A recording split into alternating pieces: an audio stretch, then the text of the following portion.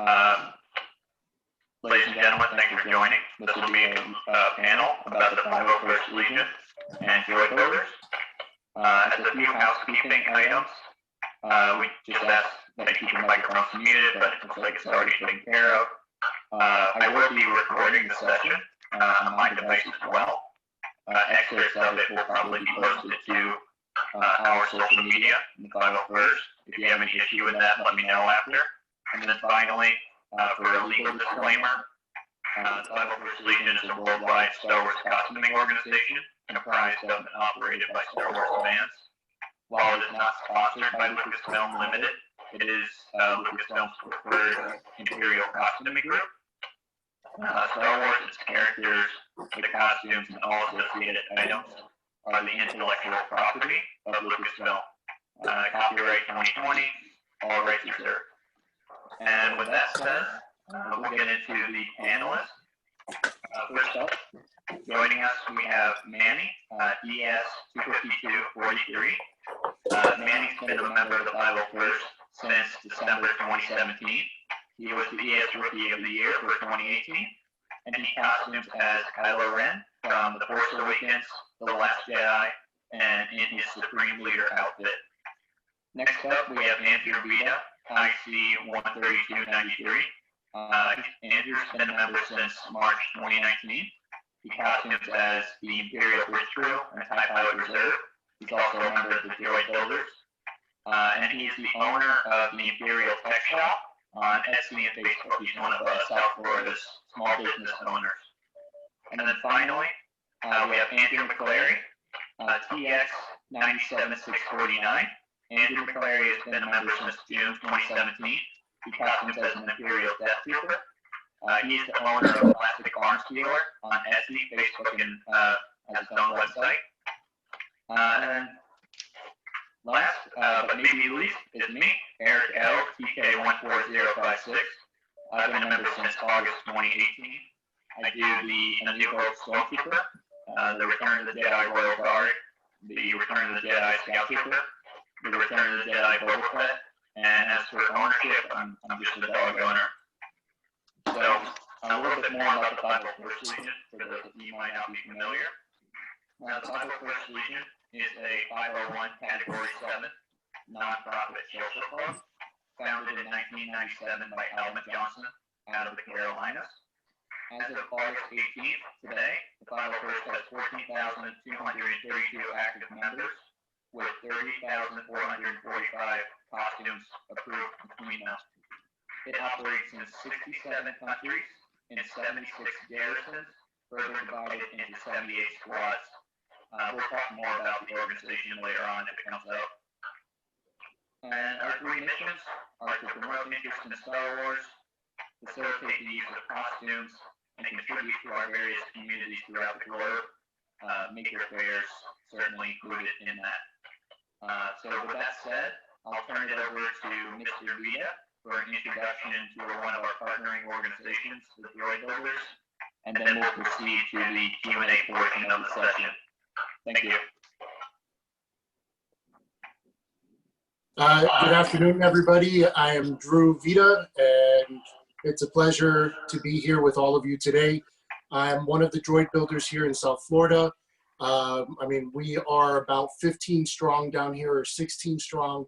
That's not including the people up in Central Florida. I mean, we are a fast-growing community down here in South Florida. In Central Florida, they've been pretty much well-established, but we range from droids, from R2-D2s to mouse droids, to pit droids, to gaunt droids. I mean, there's even obscure ones that people like to build. We are just enthusiasts. We do this for fun.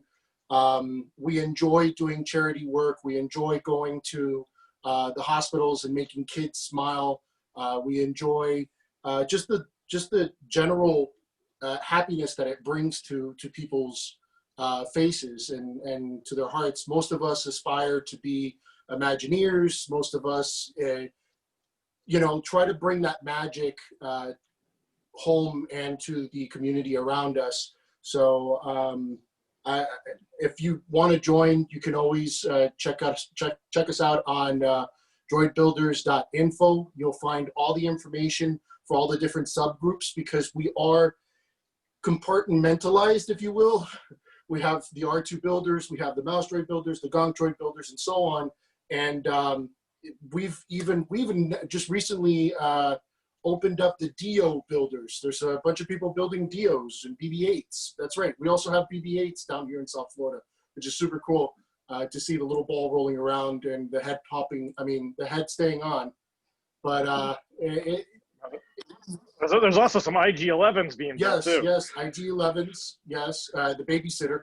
If most of you are familiar with the Mandalorian IG-11 babysitter, protect and nurse, right? So, do you have anything else to add, Andrew? Yeah, my name's Andrew McClary, and I've been an R2 builder. What Eric didn't mention is I've been an R2 builder since 2016, and first built my R2D2 unit when it was a project between my son and I, and we started it. And R2 has been to a lot of hospitals and has done a couple Make-A-Wish events. In fact, it was at one of the Make-A-Wish events that I ran into the 501st and then began getting active in the 501st as well. But you know, R2 building was my first love, and I started it before the advent of all the 3D printers and all of that stuff. They were just coming online when I started. So he was built pretty much entirely from the ground up. He has a wood frame on the inside, and then it's a Sintra plastic exterior. The dome is actually an IKEA metal lamp that I bought, and everything was actually sized off of that. So he's a little bit off from the official size. Basically, there's some, if you join the R2 builders group, they've kind of standardized on a lot of the sizes now so that you can actually, you know, when somebody does a run of parts, you can get parts. My R2 is a little bit different from that because I made him entirely myself, and he was made with parts and things that I had in my garage. So, and it was before they started doing a lot of the 3D printing. It's, you know, we do all the electronics on the inside. Everything is pretty much built by hand.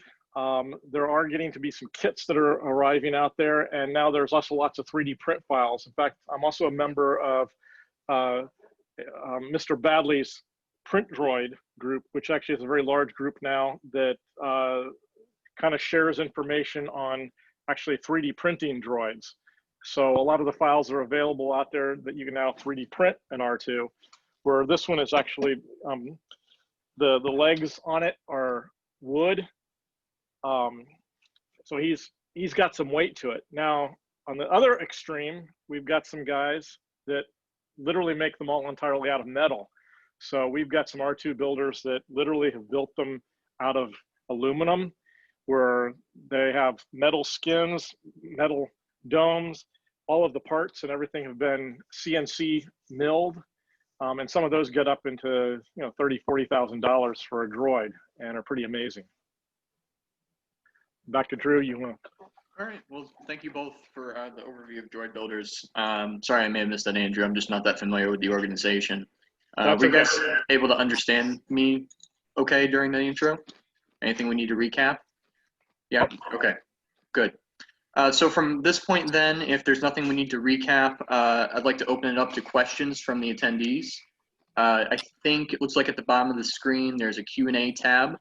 You're welcome to type those questions in the chat, I believe, and we will each give a short response. So for those of you who aren't presenting, give me a few. I'm going to give you some questions now. Give me a second.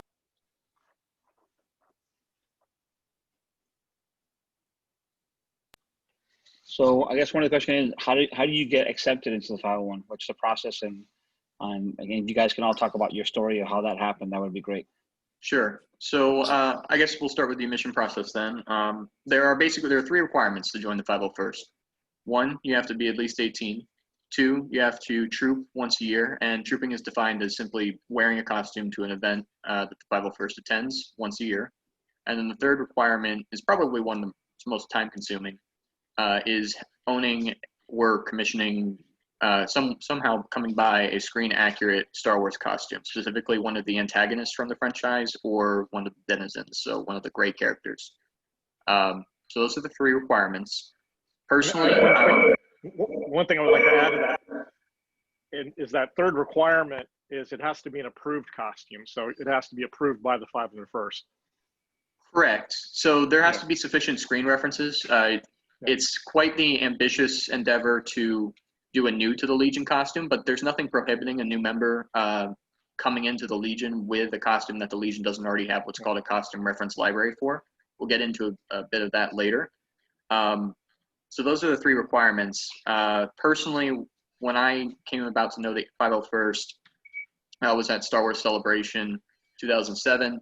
After there, I saw them again at Orlando 2017, and from there was hooked. During that interim period, the 10 years, they had actually come to visit my little brother. He was a former pediatric oncology patient. So while he was getting treated, chemo treatment, some members of the 501st came to visit him, and that's when I knew that it's something that I had to do. So initially, I went with the Stormtrooper from A New Hope, the stunt version as opposed to the hero version, which is the hero is ones Han and Luke wear, which are actually different than the ones that the extras wore. And I got involved. I started researching. I built the costume, and we submitted for approval. And we'll talk a bit more about that process. But before I monologue on, I wanted to turn it over to Manny and let him tell you how he got into the 501st and what inspired him to go with Kylo Ren. How you guys doing? Hope you guys can hear me okay. I don't know if check 1, 2. But basically when I first started, I didn't know exactly who to pick, to be completely honest with you. I just thought Kylo Ren was probably an easy choice, seeing as there's no armor, there's no pretty much hard edged other than the helmet. Was that correct? That was not correct. That was definitely not correct. Down to the simple fabric choices. I didn't think there was going to be that many fabric choices to pick from. And each,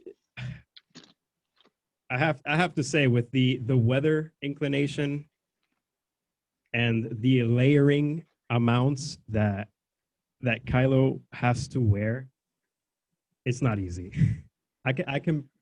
You would probably sweat buckets under all the layering that I had to go through, but it was a tough experience for me, especially not knowing how to sew in the beginning.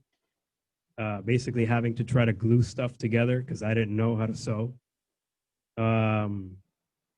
But it's been a wild ride though. It taught me a lot about mostly myself,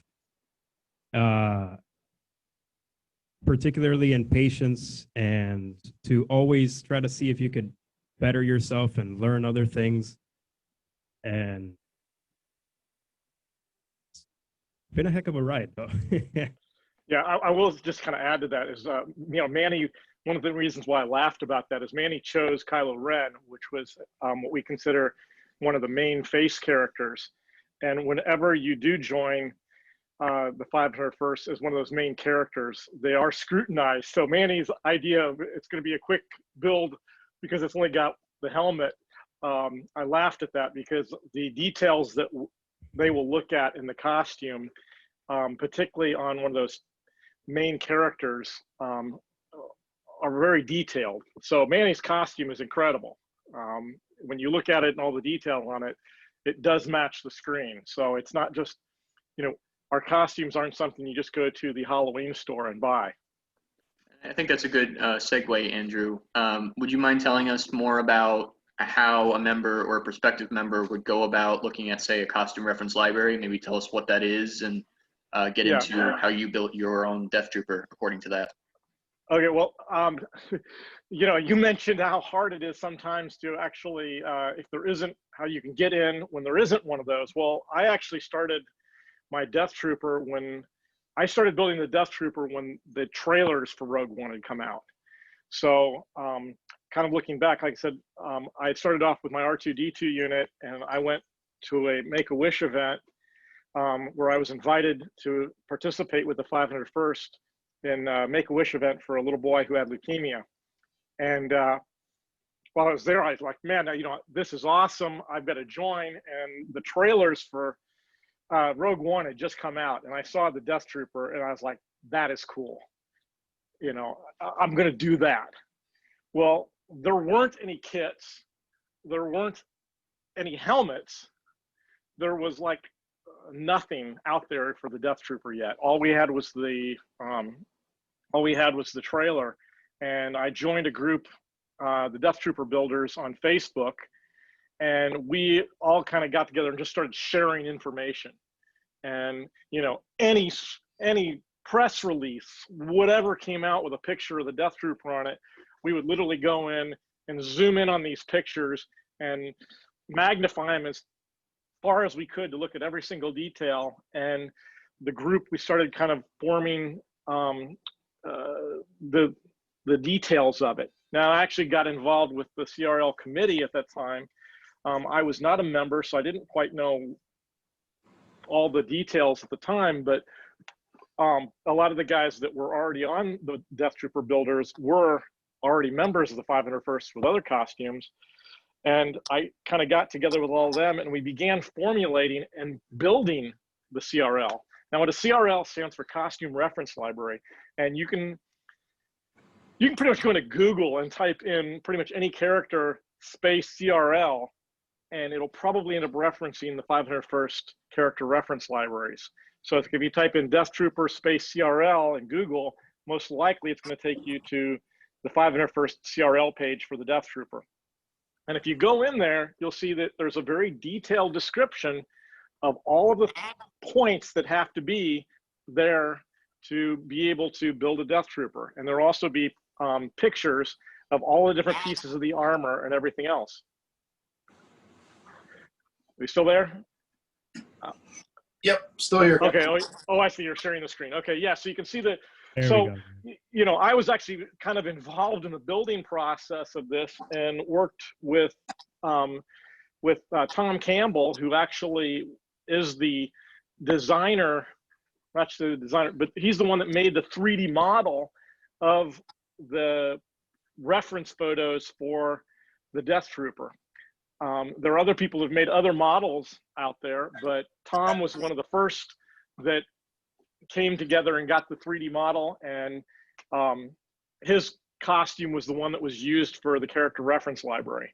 I used Tom's models to make my first costume, and I 3D printed it. We didn't have anybody there was nobody making anything yet. For most of these kits now, if you go into like a new costume, there are people out there like Plastic Arms Dealer, my company. We specialize in doing Death Troopers, Mud Troopers, and Mandalorians. So, you know, I make the armor and stuff for that. I make kits that people can buy. Well, with the Death Trooper, nobody was making that. So we were like going through and, you know, I bought a couple 3D printers, and we were making these things. And it's kind of funny because I went in and I talked to some of the guys at the 501st and said, yeah, I'm going to build a Death Trooper. And they all like laughed at me. They're like, yeah, why don't you try maybe an officer or something easy? And I'm like, no, I'm building the Death Trooper. And they all kind of laughed at me because they didn't know me yet. And then I showed up at SuperCon in a full Death Trooper costume. It was all 3D printed at the time. And everybody's like, oh, well, you know, holy cow, where did this guy come from? And, you know, I didn't start out Plastic Arms Dealer, didn't start out essentially doing what I'm doing now. I made the first Death Trooper, one of the first Death Trooper costumes. I was number 12 in the world as far as the approved costumes. And people started asking me, could I make them one? And so you know, can I make can you make me the blasters? And that's how I kind of ended up doing what I'm doing. At the time, my son was in the hospital fighting cancer. We had started R2 as a project with him, and it turned out that he wasn't able to, once he started chemo, he wasn't able to help me with that. And so I ended up building it on my own for him. And then I got in doing the Death Trooper, and it turned out I wasn't able to work anymore. I was a television producer prior to that. And so because I was spending three out of 7 days a week at the hospital, I was basically coming home and making Death Troopers. But the process is once you get everything all together and you've got all the details and you've assembled your costume, you then go out and have somebody take reference pictures of you, which basically it's a front shot, side shot, back shot, arms up, and then pictures of the details, and then you would submit those for approval with the 501st. Those pictures will then be reviewed, and they'll come back to you and they'll say, can you change this or change that? And then eventually, if you make those changes, you'll get approved. So that's kind of the approval process. But for a Death Trooper, my first Death Trooper costume took me 8 months to build. Now with the kits that are available out there, depending upon your build skills, it might take you less. If you're 3D printing, and probably that's about how long it's going to take. If you're buying a kit from somebody and starting from a kit, then you can do it a little bit shorter. Or you can actually, it's like, we actually make full kits for people, but I will tell you they are expensive. So when you get into this, all of these items are handmade. If you're a maker, you understand the amount of time that it takes to go into to make these, to make things. So if you're expecting to buy the finished product from somebody, it's not going to be cheap. But you can also buy kits from people. Like we also sell kits, and you can buy kits, and you can buy a kit for any of the costumes. And from those, you can put your own labor into it and save yourself some money that way. And I actually like that process better. And in fact, the people that have built their own kit, or built their own costume from a kit, they know the work that's involved in it, and the craftsmanship that they put into it. Not to mention they learn new skills a lot of times when doing this, and they're usually they're about prouder of the costume when they're done. Now, to add what you were saying, Andrew, the same thing goes with the droid builders. Is you'll get a lot more respect if you built it yourself versus trying to buy a fully done mouse droid or a fully done droid. You'll get a lot more respect from the rest of the community. And in reality, what you're doing is you're making connections amongst friends, right? You're building these contacts, you're building friendships. You're getting to know other people throughout the world, because droid builders and 501st are world round. And I've made friends in Japan, I've made friends in Germany, I've made friends, in Spain. I could go on and on and on between my little business, doing stuff for different groups, also trooping with people. It builds a sense of community. We can count on each other. When one of us is down or needs help, we're always there to help each other. You got any questions, it doesn't matter the time of night. Usually one of us is up and we're readily available to answer questions. Plus it gives you a sense of ownership, right? This is my mouse droid. I even have a name for him. His name is Hank, or Tripper, Tripping Hazard. This is mine. I put a lot of blood, sweat, and tears into this. I've cut myself. I've put a lot into this, and he's tripped a lot of people. Yeah, he's tripped a lot of people. So Manny, I think I'm that's blaming you. You were supposed to be handling the stormtroopers when I tripped them at SuperCon. My first time. That's the funny part. It was my first time out with the mouse droid, and I just kept trooping around with whatever troopers were going out. And I remember Manny was actually the handler that time, and one of the stormtroopers literally kicked. Oh, that's why he's named Hank the Tank. He got kicked halfway across an aisle, and man, everybody just freaked out. The trooper was worried about the droid, and I'm like, are you kidding me? This thing can survive a kick. It can survive a drop. But that's because I put so much work into it. I know the limitations of it. I know that a kick is not going to hurt it. You, like I said, it becomes a part of you. This is my baby. This is my Hank. Yeah. I'm working on my R2 unit. As you can see, I have the laser cut dome because, like Andrew was saying, is you can actually source parts through members within the community. You can source the different parts. I make some things. Andrew makes some things. Other members make things. Like I got this laser cut dome, and it's actually in 2 pieces. This is R2-D2's actual head. This is the size of it. The lights sourced from somebody in the group. The radar eye sourced from somebody in the group. It's going to take me a while to build my R2 because I kind of want to go the route that Andrew was talking about, all metal. I do want an all aluminum R2. I want it to I guess I want to make it into a family heirloom at that point if it's going to last that long. I mean, it's all aluminum.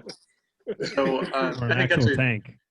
great overview of the costume research process. Basically, to recap, if you're interested in joining the 501st and in response to Mario's question, first you'll need to decide on a costume. As Manny kind of alluded to, there can be deceptively simple when in reality far from it. As Andrew spoke about, then the next step is to start your research. If there's not already a costume reference library for the costume that you're interested in, you'll need to look for reference materials for a New to the Legion costume. If there is a costume reference library available, your first step will be going there, look at all the required parts of the costume, make sure you're happy with that decision. And then the next step, as I think Drew was talking about, is the community side of it. And that's what we'll talk about a bit more. I did also want to address a question. Looks like Drew answered it in the chat. What droid do you suggest for new builders? Drew's probably definitely best qualified to answer that, as is. Little I know, the Gonk droid is pretty straightforward. Yeah. Kind of 2 transport tubs on top of each other. Yeah, the Gonk droid is probably one of the easiest and most lenient out of all the droids. Not that I'm saying that there is a standard for the droids, but if you're trying to come across an R2-D2, and R2-D2 does look a specific way, a mouse droid does look a specific way, but Gonks are pretty much free. You could just go to your local hardware store, buy 2 containers, put them together, put legs, put feet, and maybe some electronics, and whatever odds and ends you find at the hardware store for a face. There is a group that you can look up on Facebook, or like I said, droidbuilders.info would have more information. So Richard, I really would kind of disagree to some extent. I would start working on the droid that you want to work on. Don't necessarily choose a droid because it's simpler than something else. It's like if you start on an R2 unit, the R2 is probably the most complicated, but the thing is you don't start building the whole R2. You start building one piece. So it's like maybe, your first thing you're going to do is you might do the projectors on it. And so you're going to find those items and you're going to work on that and you're going to get that. The next item, you might start collecting some of the other pieces. The thing is that don't be overwhelmed by the complexity of the whole thing. Yep. Choose the droid that you want and then start working on each item. And, as Drew alluded to, there's plenty of resources out there of people that will help you. So, you may not know how to build the entire R2 unit, but you look at it and say, you know what, I can do this piece. And so you start on that piece. And while you're doing that, you're researching the others. And you'll be surprised that as you get into it, by the time you're done, you know how to build the whole droid. But don't be intimidated by it, because there's so many great people out there that can help you. I mean, there are guys that are just artists, and then there are guys out there that are engineers. And if you're just an artist and you're making one, guess what? If you've got a question about the electronics for the eyes or something, there's engineers out there on the group that you can ask and they're going to be happy to answer. And Yep. everybody is so friendly. So, you know, And I think that's a good segue to start talking about both for costumes and for droids. Droid builders, like Drew said, website droidbuilders.info. For the 501st, I wanted to talk a little bit more about what comes next after you've chosen the costume, you've looked at the reference materials or costume reference library, whichever one. There are really 2 steps that I recommend to recruits, and I'll have Manny talk about how he got connected to those groups. But the first one is going to be the squads and garrison I mentioned earlier in the presentation. I'm going to screen share a couple of maps just to illustrate what those look like. So the first map that you'll see on the screen is for the North American units. As you can see, we have all kinds of different garrisons and logos we have down here in the Florida garrison. And for us in South Florida specifically, each garrison, depending on the number of members it may have, will be further divided into squads. So for the Florida garrison, for example, we have Everglades Squad in South Florida. I'm currently the Everglades Squad leader. I oversee all operations in these counties. You have Tampa Bay on the West Coast, Makazi in East Central, Squad 7 in Northeast, and then Parjai in the Panhandle. And that first step that I mentioned is getting in touch with your local garrison or squad. And the way that you can do that is you can go to 501st.com. There's a unit map there. You can click on where you live and it'll bring you to the website of your prospective garrison. From there, on the website itself, there will be forms organized into, say, discussion threads, much like Maker Faire Miami on the WOBA app, that you can post an introduction, specify what costume you're interested in, or in the case of droid builders, what droid you're interested in, and members will reach out to you. The second step is what are called detachments, and I'll share my screen one again. Detachments are not geographically based. They are actually, Costume based, basically. Yes. Yeah. They're costume based. I'm going to have Manny. He's very active with the Sith Lord detachment. Let's see, where's their logo? Are they not? Yeah, they're right here. So they're costume based. So all members in the 501st worldwide with a particular costume are going to be organized into those communities that Drew and Andrew were talking about, and on online forums. So for example, for the Scout Trooper that I'm wearing, there's Pathfinder's detachment. On that website, there will be best practices, tutorials, vendor and vendor feedback. There will be, for members only, merchandise runs. There will be virtual events that you can occasionally participate in. With COVID, most of our events have been moved online. So we've even had virtual armor parties with detachments where members come together and just discuss, how-tos and building. And it's all available to the public. It's completely free to register for all 501st websites, and your email address that you use to sign up won't be spammed. So there's that. And with that, I'd like to turn it over to Manny. You can talk a little bit about, Manny, first, how you maybe got connected to the Everglades Squad, what steps you took there, and then your activities in the Sith Lord detachment for Kylo. So for me, I wanted to do a little bit of more research when I came into diving into my Kylo. I realized the moment I dove into the Sith Lord detachment to actually view the CRL, which is the Costume Reference Library. It gives you a in-depth, step-by-step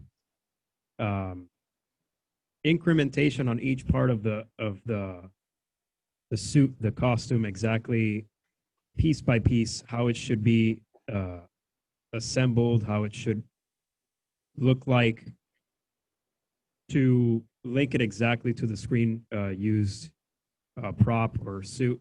So for me, when I wanted to dive into Kylo, for example, I wanted to do as close as possible to the screen so that I'm representing the character as faithfully as possible. The research for Kylo was in-depth, and I just dove in directly into the detachments. I went straight into the detachments at first, just to see exactly how everything was and how everything would move. Basically, I did not talk much. I just listened. I wanted to look and see and make as much, take as much reference material as I could, take everything in, soak everything in like a sponge. And then when I was ready to say, okay, I'm gonna take this leap and let's see how far I can get and dive in. I reached out to the Florida Garrison for that, which I looked up on the 501st webpage, exactly from where I was located, and they linked me directly to the page that I needed to go to. So for anybody listening, regardless if they're in Florida or not, that's basically the same gist of it. You go to the 501st page, check where your location is, and they will gladly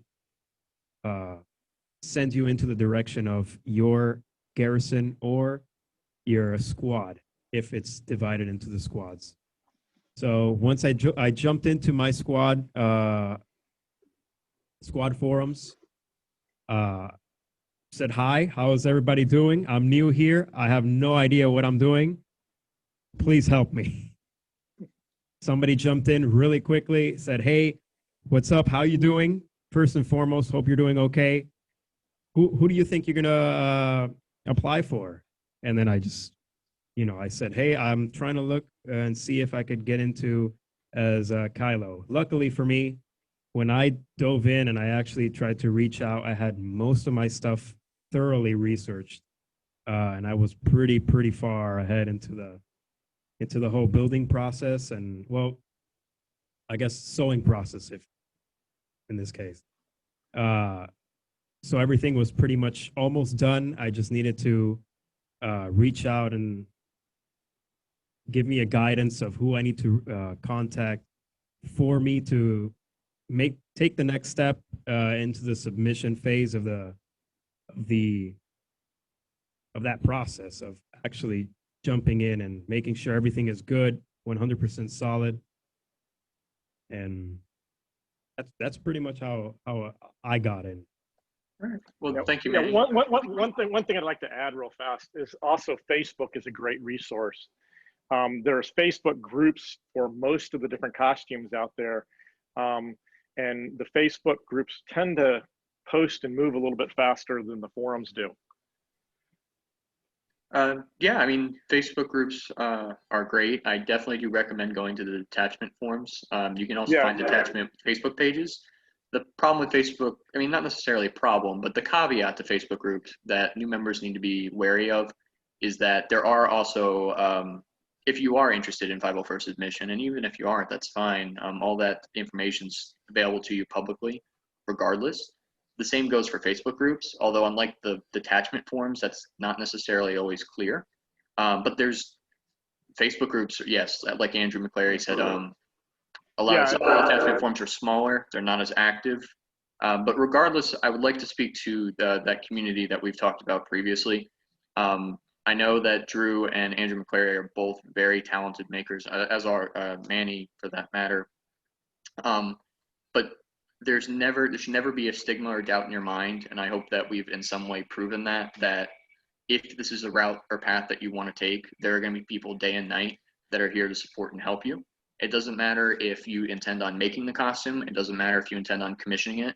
I mean, we all have talents in different places, and some people would prefer just to get it right the first time. Although with many makers here, I'm sure there's definitely that sentiment of ownership when you make something yourself, but it is by no means the only way to do it. Another frequent question I wanted to address that we often get asked is, does height and weight factor into approval? Not at all. You don't need to be, say, for example, the height of Darth Vader to be Darth Vader. You don't need to be the weight of Darth Vader to be Darth Vader, and that applies to any costume. So with that said, if there were any, it doesn't look like we have any questions at the moment. So I did have one. Go ahead. I want to ask you a question. I know you guys have mentioned some of you guys do kits. Can you guys post in the chat links to your kits and things like that?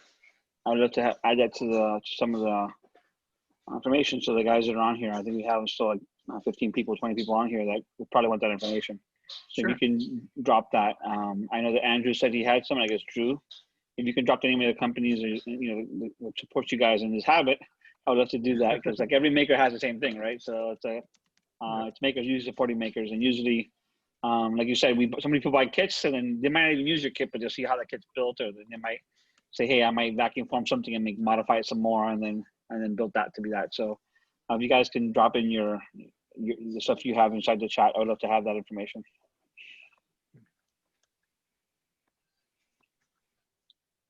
And then I think yeah, a lot of people are saying, they love the Kylo Ren, they love all your costumes too. I think I guess for Eric, and I guess for the droid builders, how do you guys usually work on getting involved with the 501st?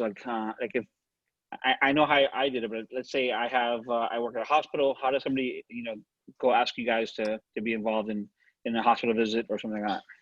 Sure. So I'll answer it from the administrative side of the 501st, and then I'll pass it on to the droid builders for them to specify their process. For the 501st Legion, if you'd like us to appear at an event, first thing to know that all of our events are free. We're all volunteers, even the leadership. We do not profit off any of the events that we do. So there's no charge for an appearance. So to request one of those appearances, all you have to do is go to 501st.com. It's the website we mentioned before for finding your unit. And at the very top of the page in a banner says request an event. And you just click on that link. A form will come up. It'll ask you for the details of the event, time, date, location, venue, the amenities available at the venue, and basically what kind of characters you're looking for. From there, it'll go to International Command. They'll review it.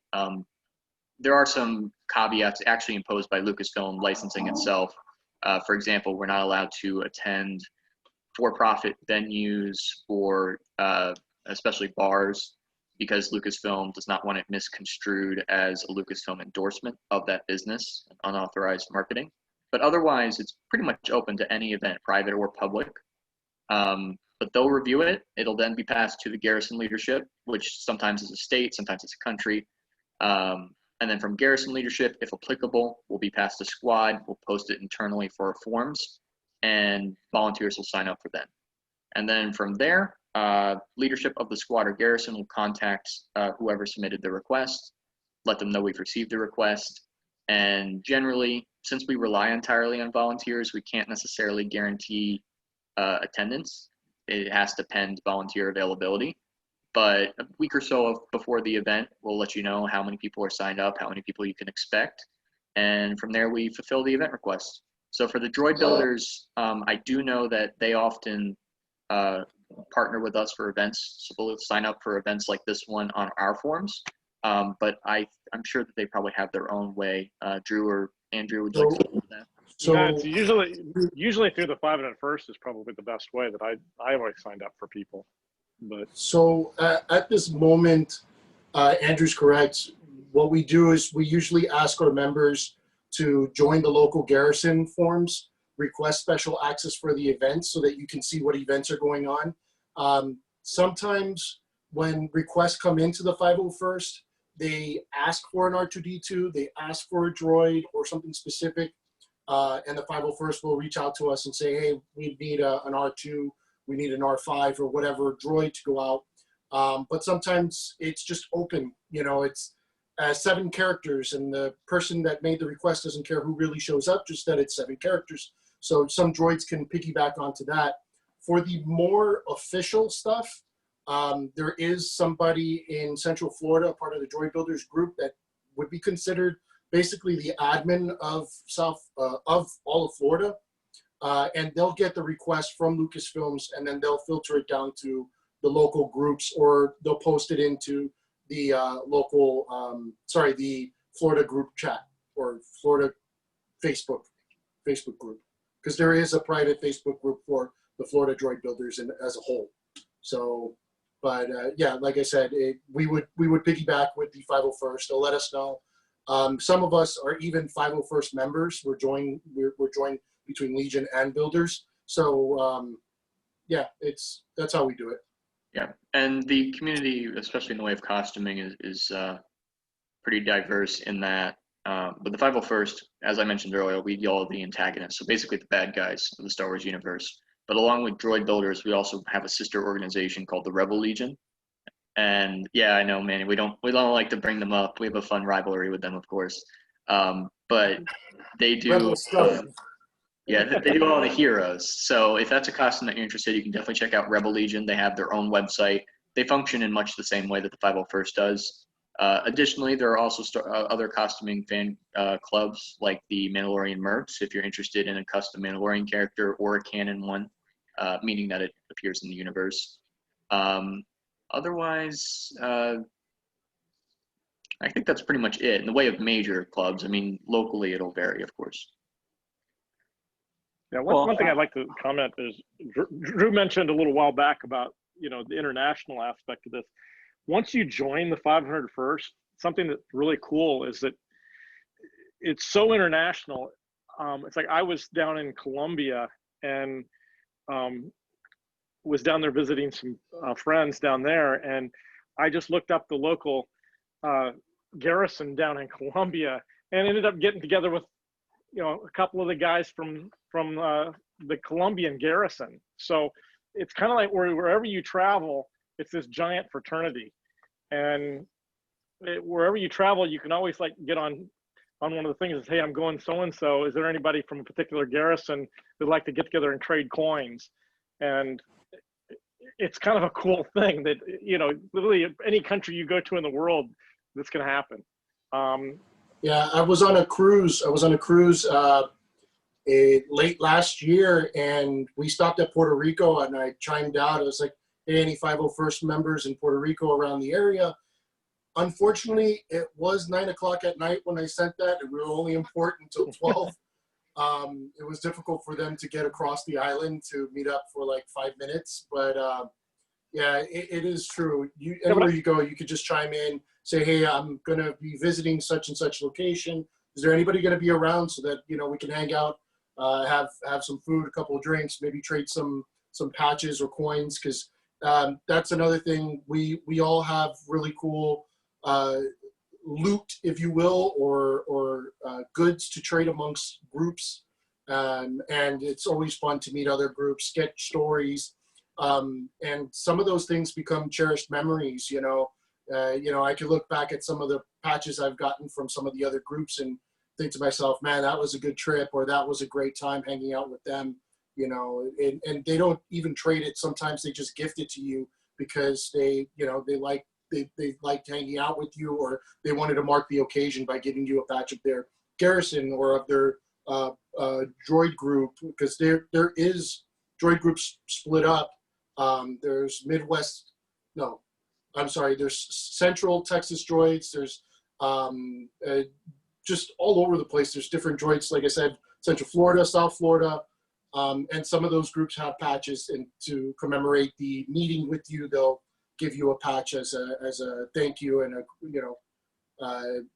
just to mark the occasion. It's pretty cool. Like Andrew said, it's fun. I enjoy it. Great. Well, with that, I know we're nearing the end, but Mario, did you have any questions or any other participants? No. I'm at almost the top of the hour. Again, I thank you all for being on here. I hope to see you guys in person next year. I hope to, like I said earlier today on my early social, I love that the R2 builder community and the 501 is really growing in South Florida, especially in Miami where I live. Again, I used to see them all the time in Orlando Maker Faire. So I definitely want to continue to grow that down here. So hopefully you see you guys in person so people can see you in person. Everybody's saying thank you for your time, and I hope to see you guys next year in person. And again, these will be posted later today. I'll be posting these videos so you guys can reshare onto your social media. Thank you for your time, Manny, Andrew, Drew, and Eric for being really involved and helping us all. Of course, yeah. Thanks for having us. I appreciate everything you've done to organize this virtual event. Oh, look at this. You've really defined adapt, welcome. overcome. So, thank you guys. You guys are the best. all right. I see you, Mario. Sorry, I had some Bye. unruly Thanks, guys. Have a officers good one. coming in here. Sorry. Yeah.